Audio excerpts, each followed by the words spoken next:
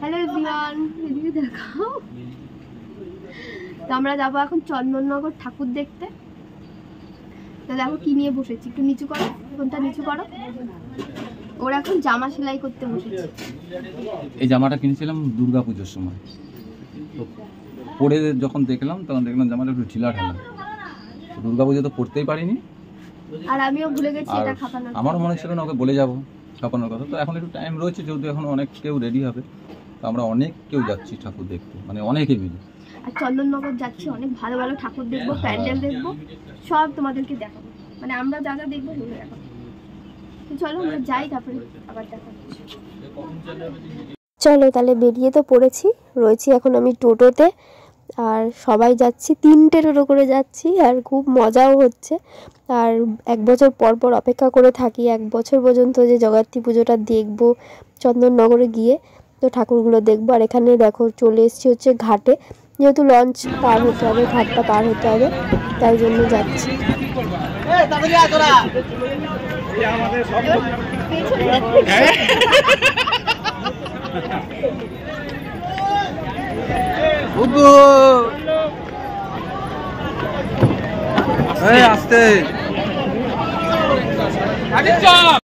লঞ্চে তো উঠে গেছি, আর ওঠার সময় আমি পড়েই যাচ্ছিলাম, তো আমার বরটা বলছে আস্তে আস্তে হাঁটো, আস্তে হাঁটো।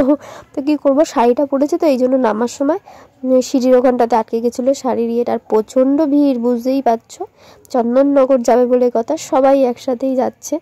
একদম চন্দননগরে চলে এসেছি, আর পা রাখতেই দেখো একটা সুন্দর ঠাকুর হয়েছে এখানে।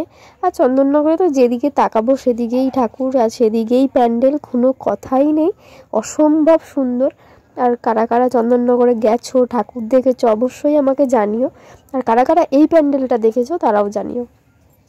তো এই প্যান্ডেলটাও কিন্তু ভীষণ সুন্দর হয়েছে, আর অনেকটা কাঁচ কাঁচ টাইপের লাগছিলো। এটা হচ্ছে বড়বাজারের ঠাকুর আর প্যান্ডেল, তোমরা দেখতে পাবে।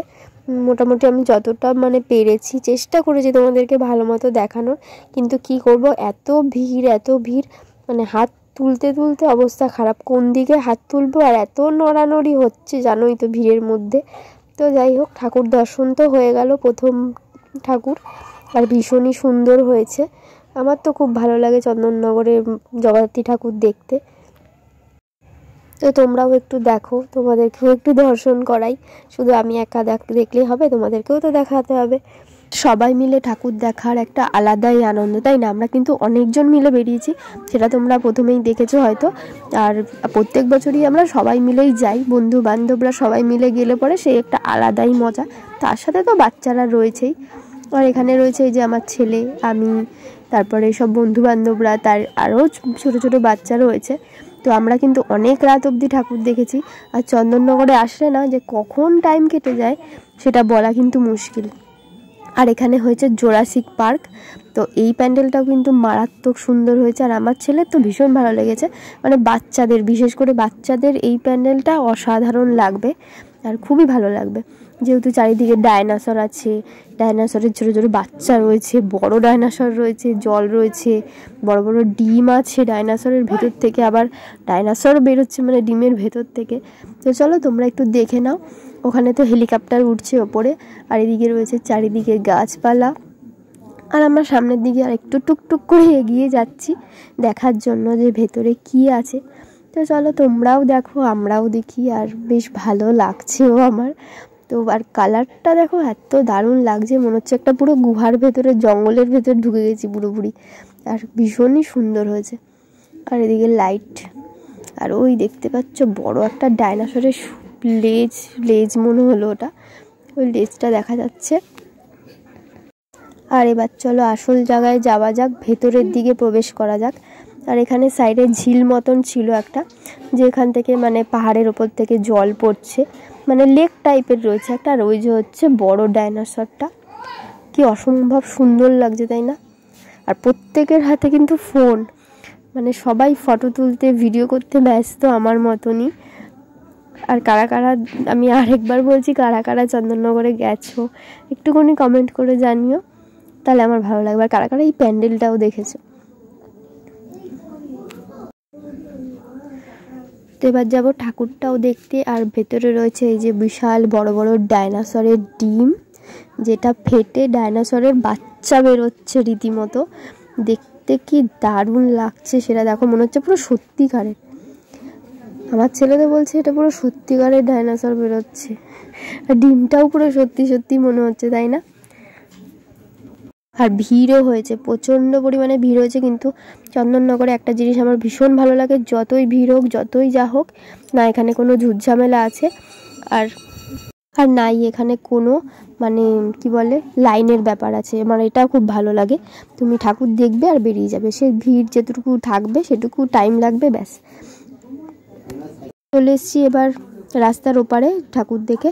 এসেই দেখলাম একটা বড় ফুচকার দোকান বসেছে, আর এখানে বিশাল বড় বড় ফুচকা ছিল, মানে আমাদের হাতের পাঞ্জার থেকেও বড় বড় ফুচকা এখানে রয়েছে।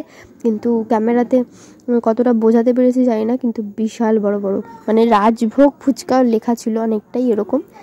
তো যে খেতে পারবে সে খাবে। এখানের ফুচকাটা নাকি দারুণ বানিয়েছিল, বাট আমি খাইনি, কারণ প্রথমে ঢুকেই আমি আগে খেয়ে নিয়েছি কচুরি, মানে প্রচণ্ড খিদে পেয়েছিল তো কচুরি খেয়েছিলাম, তো পেট পুরো ভরা ছিল, তো আর খেতে পারিনি। দেখছো ওরা সবাই খাচ্ছে, যে হাত নাড়াচ্ছে ওরা খাচ্ছিল, কিন্তু আমি খাইনি। কিন্তু ওরা খাওয়ার পরে আমার ছেলে বলছে মা খুব সুন্দর হয়েছিল ফুচকাটা, তুমি তো খেলে না। যাই হোক মিস করে গেলাম, ওরা বলার পরে আমার ইচ্ছা করছিল যে খেলে হয়তো ভালো হতো। তো কী করব, আমি বসে বসে একটুখানি বরের সাথে একটুখানি মজা করছিলাম। তো বলছিলাম যে আমি ওখানে বসে আছি, সবাই খেয়ে ফুচকা খেয়ে পয়সাটা আমায় দিয়ে যাবে। তো চলে এসেছি আরেকটা প্যান্ডেল দেখতে। এটা কিন্তু দারুণ, মানে খুব সুন্দর, সবই সুন্দর, যেটা দেখছি সেটাই মনে হচ্ছে সুন্দর, ওর থেকেও বেশি সুন্দর। এটা করেছে হচ্ছে কি বলে ওটা, রাজস্থানের একটা থিম করেছে, যেটা অসম্ভব সুন্দর হয়েছে। তো আমাদের হাঁটতে হাঁটতে মানে প্রচণ্ড পা ব্যথা হয়ে গেছিলো। তা কী করবো, এখানে অনেক চেয়ার পাতা ছিল, তো সেখানে বসে একটু সবাই রেস্ট নিচ্ছে, যেহেতু বাচ্চারাও রয়েছে, ওদেরও পা ব্যথা হয়ে গেছে আর আমাদেরও হয়ে গেছে, মানে অনেকক্ষণ থেকে হাঁটছি। কিন্তু ভিডিওতে তো আমি অত কিছু দেখালে তো তোমাদের আর ভালো লাগবে না। তো যাই হোক অনেকক্ষণ ওখানে বসেছি, বসার পরে আবার একটু ঠাকুর দেখতে আসলাম। সবই প্যান্ডেল একটু কাছাকাছি, কিন্তু হাঁটতে তো হয় অনেকটাই, তাই না? আমরা তো আর এত হাঁটি না রোজ রোজ, তাই জন্য পাটা একটু বেশি ব্যথা হয়ে যায় আমাদের। কিন্তু সব কটা ঠাকুর সুন্দর হয়েছে, প্যান্ডেল সুন্দর হয়েছে। আর জগদ্ধাত্রী ঠাকুর তো আমার সবই একই লাগে, মানে এত সুন্দর লাগে তার বলার না। আর এটা করেছিল পুরোপুরি মানে একটা পাখির বাসা, প্যান্ডেলটার থিম ছিল হচ্ছে বাবুই পাখির বাসা। আর ঠাকুরটা দেখো এত সুন্দর।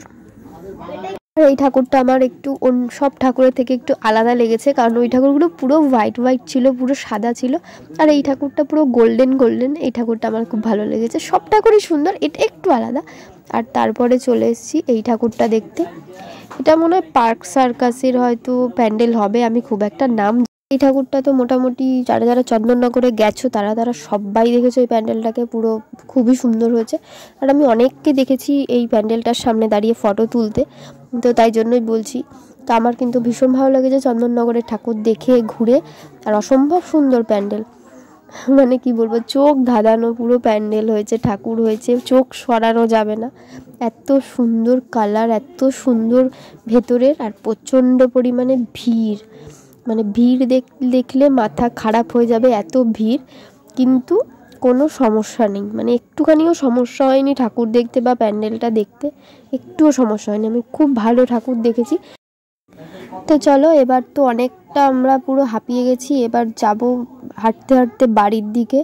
আর ঠাকুর দেখতে ইচ্ছা করছে না, কারণ তোমরা দেখো যে ভিড়টা কতটা পরিমাণে হয়েছে, আর আমি ঘেমেও গেছি, এত ভিড়ের মধ্যে পুরো ঘেমে একাকার।